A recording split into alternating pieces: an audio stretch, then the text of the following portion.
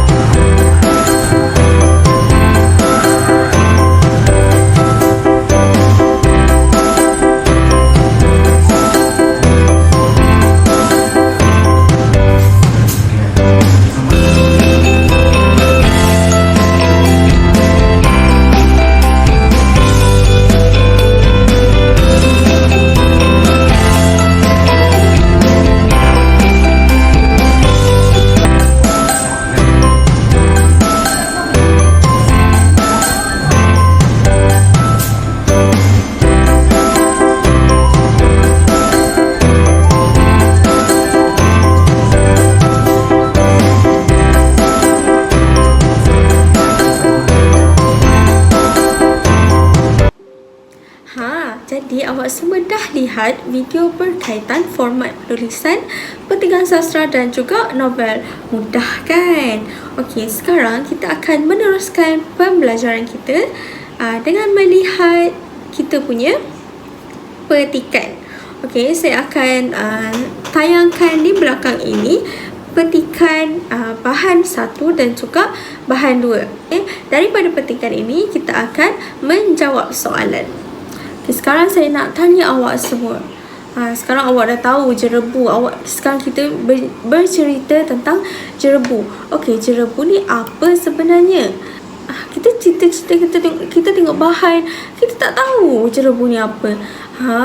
Berdasarkan info sihat yang saya layari di Kementerian Kesihatan Malaysia, jerebu ialah satu fenomena yang disebabkan oleh kewujudan banyak partikel-partikel kecil yang tidak boleh dilihat secara mata kasar dan terapung-apung di udara. Partikel ini mungkin berasal secara semula jadi ataupun kesan sampingan daripada aktiviti manusia.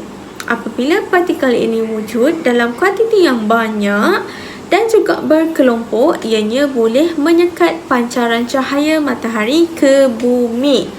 Oleh demikian, keadaan ini mengurangkan jarak pandangan mata kasar. Okey, itu adalah fenomena jerebu. Berdasarkan bahan 1, apa yang awak peroleh, apa yang awak faham daripada bahan 1 ini?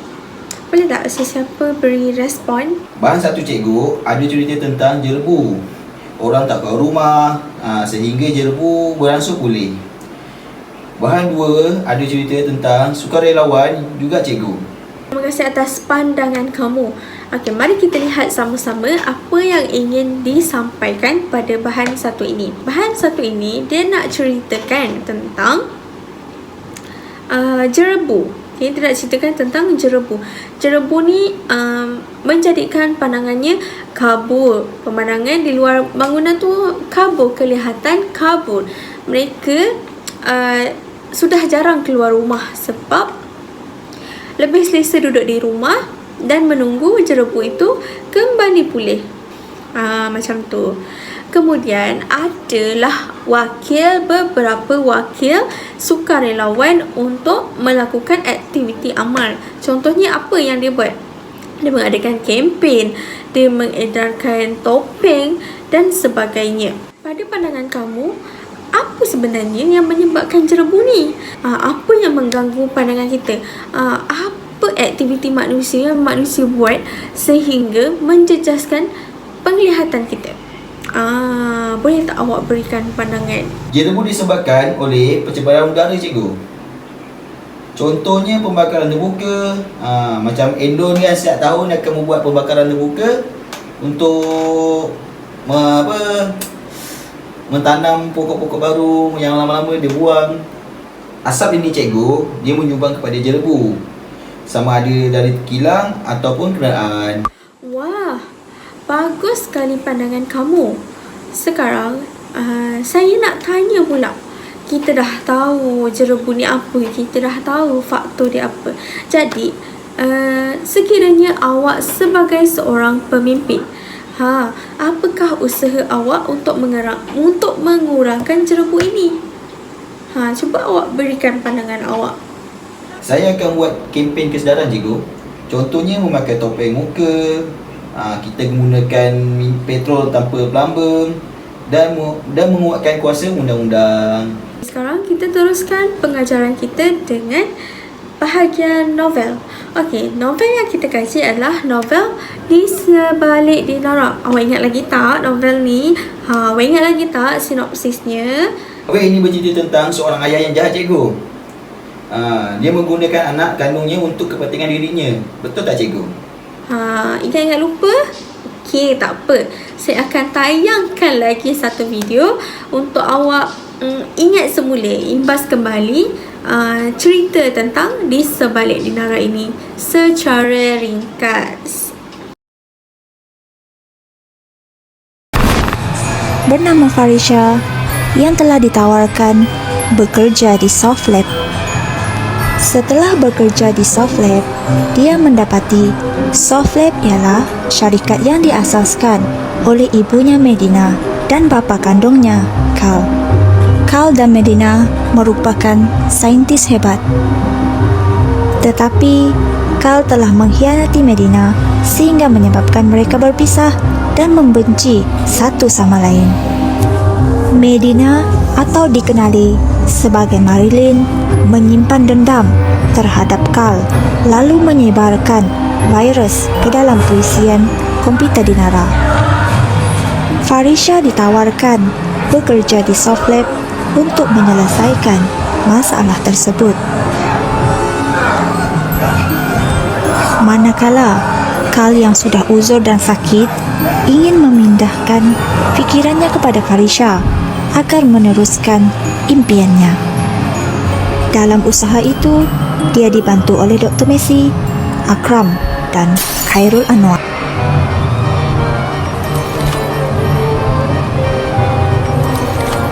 Sepanjang proses pemindahan fikiran itu, Farisha telah jatuh sakit. Lalu, Shida telah dijadikan sebagai penggantinya. Farisha juga telah bertemu dengan ibunya Medina. Kemudian, satu persatu rahsia mulai terbongkar. Punca mengapa Medina cuba membunuh Farisha sewaktu kecil adalah disebabkan oleh kejahatan yang dilakukan Carl ke atas Farisha dan Medina.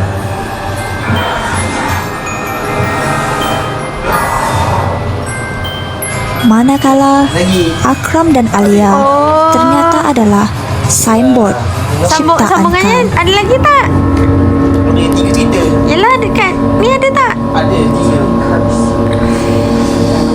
Ada sambungan Akhirnya, Carl telah meninggal dunia di rumah agamnya di Puchong. Farisha telah menganggap semuanya telah berakhir. Namun, tanpa disedari, pemikiran Carl telah meresap ke dalam fikiran Shida, rakan baiknya. Hal ini menyebabkan Farisha menggigil dan ketakutan.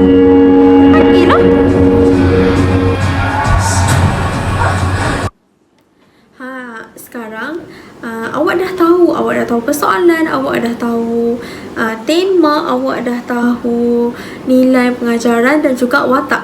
Semuanya kita tahu daripada sinopsis tu tadi. Jadinya sekarang saya nak tanya awak, apa nilai, apa contoh peristiwa yang boleh dikaitkan dengan nilai kerjasama. Kerjasama antara Carl dan Melina dari segi semangat berpasukan untuk mencipta prototipe, iaitu Alia. Tahniah dan syabas kepada mereka yang memberikan sumbangan idea dan juga pandangan.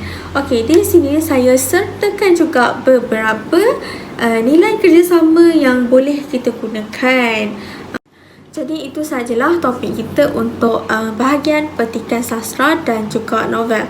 Sebelum kita mengakhiri kelas kita pada hari ini, cikgu sudah bekalkan awak dengan latihan pengukuhan. Kita dah bincang bersama-sama dan saya minta awak untuk jawab soalan itu dengan menggunakan ayat yang cantik, ayatnya lengkap. Okay, bina ayatnya menarik. Okay. Setelah awak siap, saya nak awak hantar kepada saya seperti biasa. Okay, hantar di dalam grup Telegram. Kemudian, saya ada lagi satu aktiviti bersama awak, iaitu saya nak minta awak untuk isikan refleksi pada hari ini. Boleh? Boleh? Okey. Jadi sampai di situ saja kelas kita pada hari ini. Saya nak awak semua hantar tugasan ini selewat-lewatnya pada hari Selasa. Okey, pada hari Selasa. Okey, saya akan semak latihan awak dan saya harap awak semua dapat memberikan komitmen dan juga kerjasama yang baik. Okey, itu sahaja daripada saya. Terima kasih. Bye.